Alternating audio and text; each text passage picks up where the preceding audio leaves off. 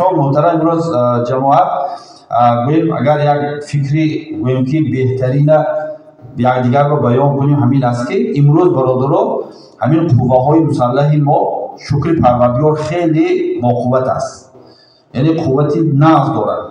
لیکن چی می شود که ما شما بعضی احسان ها باید همین گویم که قسم حربی به بوده صرف کنیم، یعنی بعضی احسان ها خدای ها باید، بعضی احسان ها باید. برای چی؟ برای آن که هر روز همون افسرها و دیگرها و خوراکشان میرسد، لیکن خوراک ایدانه در روزهای اید، یعنی با فرزندان ما هستند.